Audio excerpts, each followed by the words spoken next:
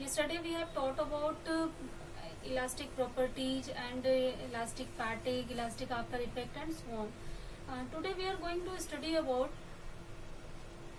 one more concept, which is elastic potential energy in a stressed wire.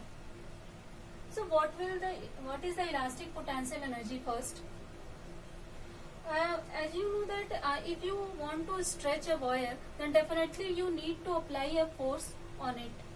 You need to apply a deforming force on it, and after application of deforming force, if it is efficient, then definitely there will be change in volume occur.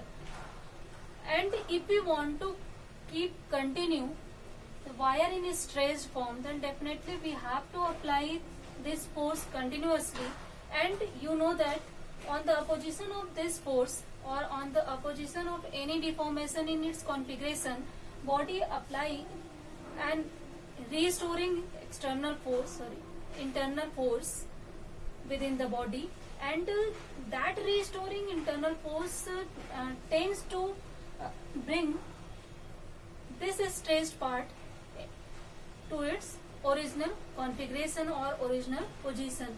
So what is the conclusion? It means if we want to stretch a wire, if we want to continue to stretch a wire, then definitely we have to do some work against the restoring force which are developed internally in the wire. So as you know that restoring force is a type of opposing force that opposes any deformation caused by any external force. So definitely we must have to done some work on it to keep that in stressed position. So that work is stored in the body in the form of potential energy. So elastic potential energy is nothing but the work stored in the body which we have done against the restoring force developed in the body. Simple. So how can we calculate that? How can we formulate that? For that, let us suppose that the original length of any wire is capital L, and at that time external deforming force is 0 or internal restoring force is 0 definitely. If we increase force from 0 to F, then definitely restoring force will also increase from 0 to F, and let the wire is stretched by delta L. So to stretch wire from L to L plus delta L means change the length of wire to L plus delta L, we need to apply a force 0 to F on it. So inside the body there is a development of a force which is called restoring force. Its value is also F. Then what is the average value of restoring force developed in the body? In starting, as you know that if we haven't applied any deforming force on it, then definitely the restoring force will be 0. And at last, if we stretched wire by delta L, then there is a development of force inside the body is capital F. So what is the average value of force during this all transformation, during all these changes? If 0 plus F by 2 means F by 2. This is the average force developed in the body, inside the body, in the change of length. Okay. Then if we have the force, average force, then we can easily calculate what is the work done to displace or to change the length of the body from L to L plus delta L. Means there is a change of delta L inside the body. We can say that this is the displacement occurred in the body. So we can easily calculate work done from here. So what will be the work done? Work done will be force into displacement. So, and you can all, I have told you this work is stored inside the body as the potential energy, which is called elastic potential energy in a stretched wire. So we can also write U equal to W equal to half F into delta L. And we can also actually write this equation in this form, means F by A and delta L by L, and definitely they will multiply A into L, where A is the cross section of wire, L is original length, delta L is change in length. So definitely you know the formula of stress. Formula of stress is restoring force developed in the body per unit area. So we can write 1 by 2 F by A equal stress, and also here is the longitudinal strain due to the application of deforming force F, and there is change in length delta L, and original length is capital N, and longitudinal strain will be delta L upon L, change in length upon original length. So we can write this strain, this is stress, this is strain, and definitely this quantity area into length will be volume of wire. Confirm? I think clear. So if we want to calculate potential energy per unit volume, which is called energy density also. So what will be the potential energy density inside the body, which is half into stress into strain. So this is the potential, elastic potential energy density within the body developed by any deforming force capital F, and which is simply the product of stress and strain upon 2. Clear? We can also change this formula in the Young's modulus of elasticity. See how.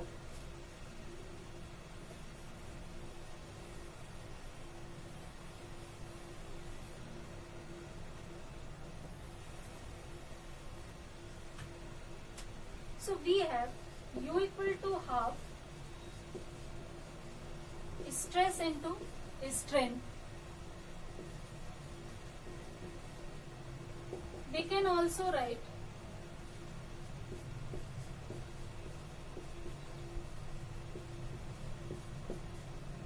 since we know that elastic constant Y equal to stress upon strain.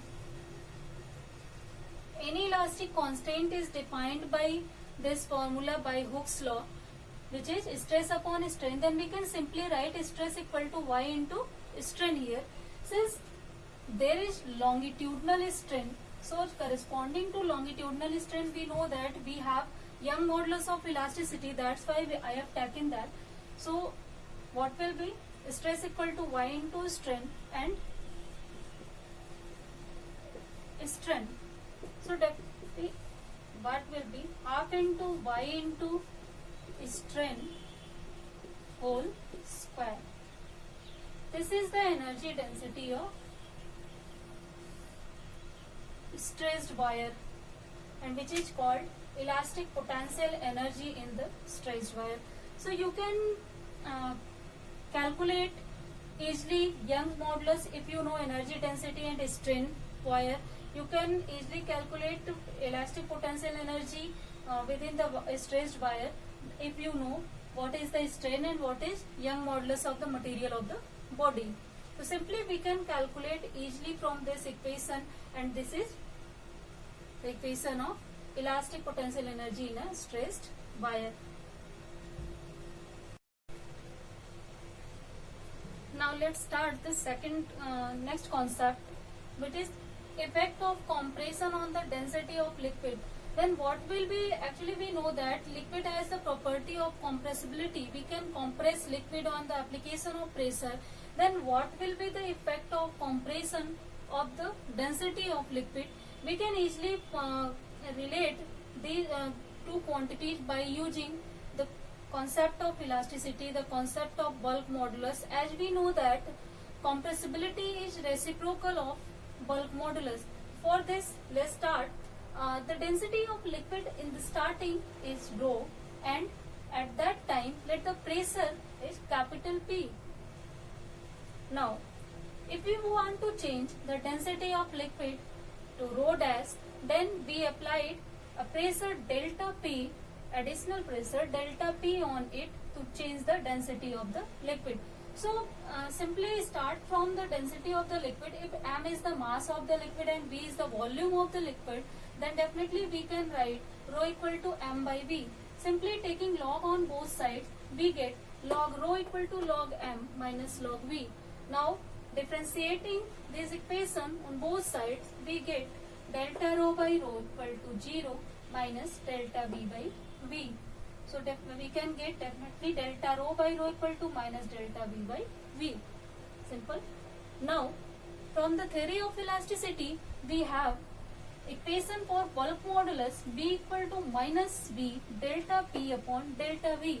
Here the pressure is delta P because we are applying delta P pressure to change in density of the liquid. So finally from this equation we can easily get minus delta V by V equal to delta P by V. Keep one thing in your mind, here the minus sign is due to the reduction in volume, because if we compress a liquid then definitely we are reducing its volume, so that's why here minus sign is taken. Okay, now we can put the value of minus delta V by V in this equation, and definitely we will get delta rho by rho equal to delta P by V.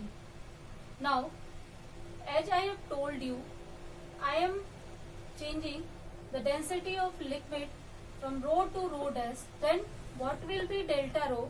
Delta rho will be rho dash minus rho, and this is rho.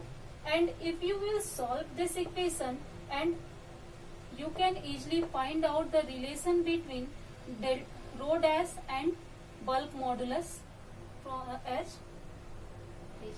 Okay. Now as we know that bulk modulus is reciprocal of compressibility, then we can write K equal to 1 by B in that equation. So we will find rho dash equal to rho 1 plus K delta P.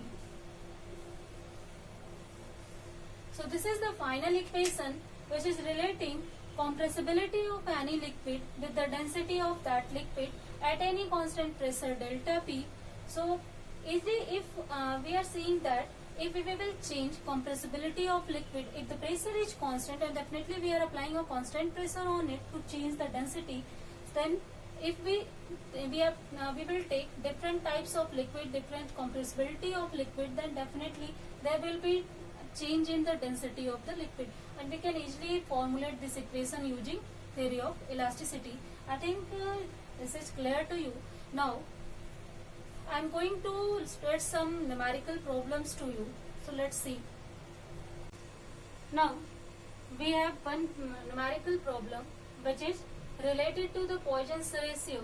So the problem is a material has Poisson's ratio 0.5. If a uniform rod of it undergoes a longitudinal strain of 2 into 10 power minus 3, then what is % increase in its volume? Means if we are applying any deforming force on this rod, then definitely there will be change in its length.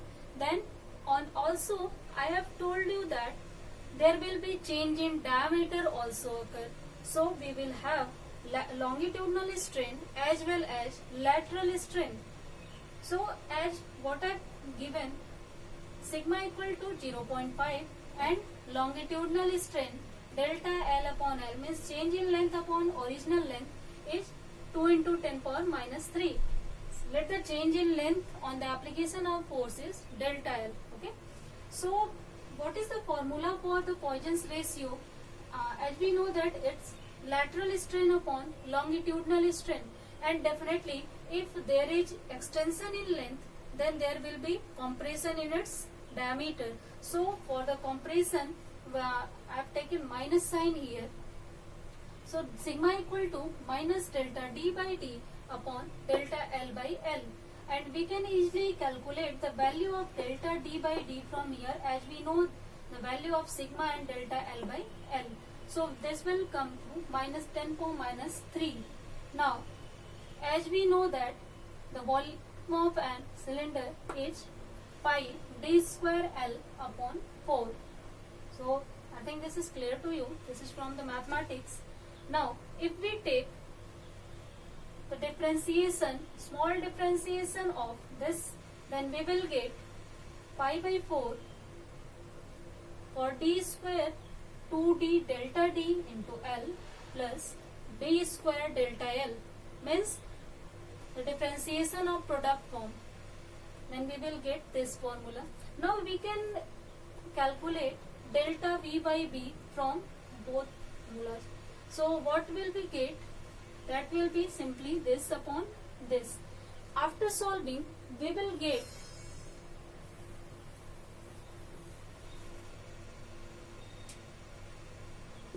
delta V by B equal to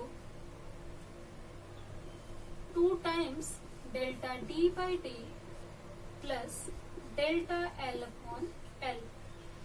You can solve it, you can divide it and easily get it. Then we have the value of delta D by D, what is minus 10 power minus 3, means this will be the minus 2 into 10 power minus 3, and the value of delta L upon L is 2 into 10 power minus 3. Then finally we will get delta V by B equal to 0. So what will be the percent increase in volume? So as we are seeing that the value of delta V by B equal to 0, then definitely percent increase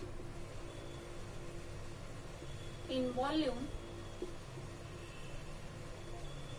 equal to delta V by B into 100. This is percent, and the value of it is 0, then definitely there will be 0% increase in the volume of that body. Means if we apply any deforming force on any rod, any wire to change in its length, then diameter takes place consequently, but it don't change ever the volume of that material, that body. Means volume always keeps constant, only the change in length and diameter takes place. So I think this is clear from this numerical. And let's see the second numerical. So this is the second numerical. A load of 31.4 kg is suspended from a wire of radius 10 power minus 3 and density 9 into 10 power 3 kg per meter cube. And calculate the change in temperature of the wire if 75% of work done is converted into heat. Given that the material, Young modulus of the material of the body is this, and specific heat capacity is 490 joule per kg per Kelvin. So we have these things, and we have to calculate the change in temperature due to this work done. Means if the 75% of work is converted or work done is converted into heat, then what will be the change in temperature? Definitely if we are converting some work into heat, there will be change in temperature. So what is the change in temperature? We can calculate from all the data. See like this. Now let's see the solution of that question. Average that due to insufficient space. So we have given mass of that body, which is 31.4 kg, and we can convert this mass into force by calculating simply its weight, because its load suspended by some fixed end. So we can calculate force which is this. As all these quantities being given are equal to 10 power minus 3, rho this, y this, and s this. Now we can we know that from the elastic potential energy theory, then work is half into F into delta L, where delta L is change in length due to application of force F on any body. Okay. So we can also write from this equation y equal to FL A delta L. Since there is a change in length, then definitely there will be the concept of Young modulus of elasticity. So we can use it from here, and we can put the value of delta L like this. And now this is given in the question, then 75% of work is converted into heat. So we can write it 75 by 100 W equal to ms delta theta. which is heat. Okay. Now we can also write the mass in terms of density and volume, which is rho into V, and we can also write volume A into delta L, where A is the cross-sectional area of the body and L is original length of the body as delta theta, and put the value of W from here in this equation. Now simply solve it and find out delta theta from this equation, then we will get this equation. Now H, the cross-sectional area is of circular form, spherical form, then definitely we can write is of circular form, like we are taking any rod or any wire, then definitely the circular cross-sectional area will be circular. So we can easily calculate area from here, which will be pi r square or pi square r to the power 4, and simply we know all the values of this equation f, r, y, rho and s. So after putting the values of then we will get change in temperature, which will be 1 by 20 Kelvin. So this is the answer of the question. Simply we have done nothing, only start from the data and use some concept and which is given in the numericals. So after simple calculation after the given data, you will easily calculate any problem. So first always put your attention what we have given, what we have, because using that data you can easily solve any numerical, you can easily calculate anything from that numerical. Okay. Now the study the application of elasticity in our daily life, then where we can use this property of elasticity, we can use we know the elastic limit. Then what will be if something go beyond the elastic limit or within the which will be within the elastic limit. So in daily life how can we understand it? I'll tell you in the application. Okay, now let's see the examples or applications of elasticity in daily life.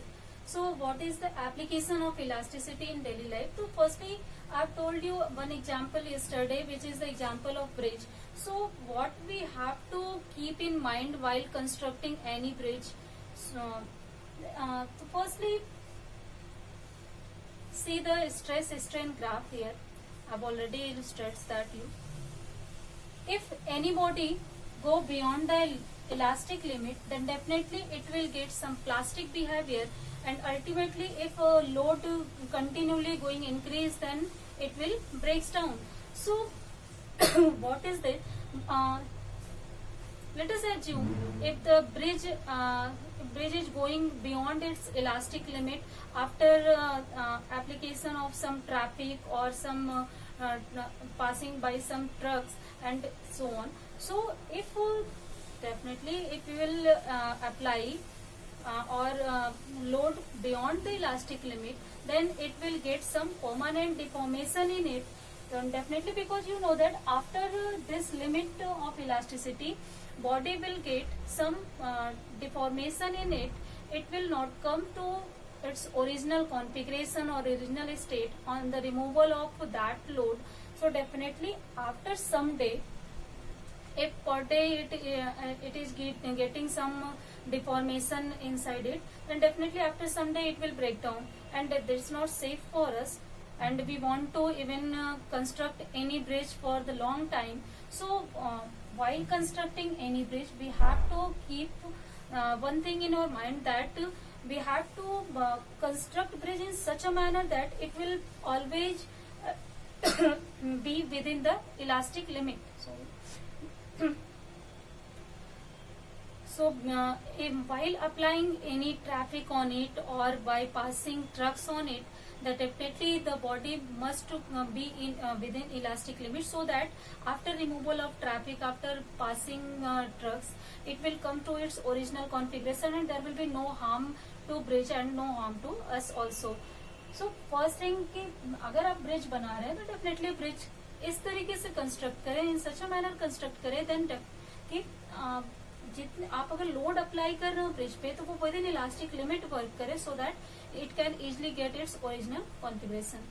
So this is the first application of elasticity. There are a lot of application of elasticity in our daily life while constructing anything.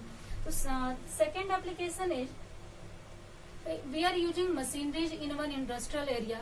So while using machinery, we know that we apply some load on it. So how much load we can put on it? How much load we can put on it? It is determined by the elastic behavior of that machinery.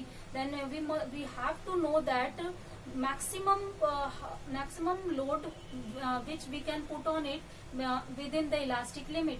Is आप within elastic limit maximum कितना load उस पर put कर सकते हैं. Definitely after removal of that load, body must come to its original configuration. So because if it will go beyond the elastic limit, then definitely there it will gain some deformation, and it will not be good for the machineries and for our industries, for our production. So while using machineries, while using load on it, then we have to know then maximum how much weight we can put on it. So this is calculated by, this is determined by the elastic behavior, elastic limit. If we know the elastic limit for that body, then definitely we will put maximum weight to that extent. After मान लीजिए कि कोई machinery है आपके पास जो maximum 10 kg wait क्या कर सकती है, बियर कर सकती है with in elastic limit. If you will load 12 kg, 15 kg on it, then definitely the machinery will get some deformation, and after some time it will stop to work due to deformation. So the machine आप क्या हो जाएगी, खराब हो जाएगी. Then definitely that is not good for us, good for production, good for industries. So with the help of elastic limit, we can know that how much weight we can put on it, how much maximum weight we can put on it for the safety purpose.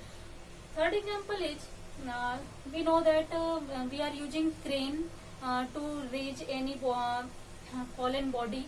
So you know that for that crane use a rope to raise that body. So how much weight rope can bear? How much weight rope can bear? Like we lift a large weight through this rope. So firstly we must know that maximum how much weight we can lift from that crane or that rope of crane. So this can be also determined by elastic limit of that rope. So firstly we have to know what is the elastic limit of that rope. So definitely we can calculate in the maximum how much load it can bear. So we will use that crane to lift maximum weight which it can bear. Means for example मान लीजिए कि कोई भी truck है जिसका wait एक से 50 quintal है. सो लेट कोई भी क्रेन है आपके पास जिसका रोप मैक्सिमम 40 क्विंटल वेट बियर कर सकती है with in elastic limit. So definitely truck का वेट 50 क्विंटल है, तो अगर हम इस क्रेन से उसको लिफ्ट करेंगे तो डेफिनेटली रोप टूट जाएगी because the load is 10 quintal is greater. So in simple way, if you will go beyond the elastic limit, then it will get deformation, and maybe after some application of stress it will get breakdown. So maybe rope will break down and we can't lift that truck. So firstly while raising any body, we must know how much weight, how much load we can lift from it. So this example or this application also using the elastic behavior, elastic limit of that body. So this graph is actually very important for our daily life, for construction, for usage. So you must keep that in mind. Fourth example is we can also determine the height of mountain. I'm not going to illustrate it there, but definitely I am going to tell you. we can easily calculate maximum height of mountain which can be situated on earth, so that there will be no deformation on earth. We know that it's earth surface and mountain situated like this, and definitely mountain will apply some pressure on the surface of earth, and if there will be a huge pressure, then definitely there will be some deformation on earth, and there will be shift in tectonic plates, and we will get so many types of problems like earthquake and others. So maximum which height can can earth bear, what is the elastic limit of earth? So it is calculated that the maximum height is 8,000, nearly 8,000 meter, which is the height of Mount Everest. We have the maximum height maximum height of mountain in our world, which is Mount Everest, 848. But I told you nearly this way. So definitely, if Mount Everest will get greater height than this, then definitely there will be the application of pressure on the earth's surface, and there will be shift in tectonic plates, and after that we are going to experience so many types of problems like earthquake and others, earthquake, tsunami and other types of problems. So actually this is natural, we have no control on it, but we can at least know what will be the problem. If if the height is going greater, then we have to keep in mind, then we are going to be in problem. So we have to take care of that, and for our safety, then हमें वहाँ से move out कर जाना चाहिए. ऐसे बहुत सारे safety precautions है जो हम क्या कर सकते हैं कि इस एप्लीकेशन के थ्रू ले सकते हैं. Okay, so these all the examples of application of elasticity, and there are so many other examples, but definitely I have illustrated you all these examples, and now I think you are clear that how we can use elastic limit and its behavior in our daily life, and how we will be safe, and we will use machineries in for the long duration, like elastic fatigue, so to remove elastic fatigue you need to give some rest to that machinery. So this is all the application of elasticity for our daily life, for our machineries, for our industries. So thank you for that.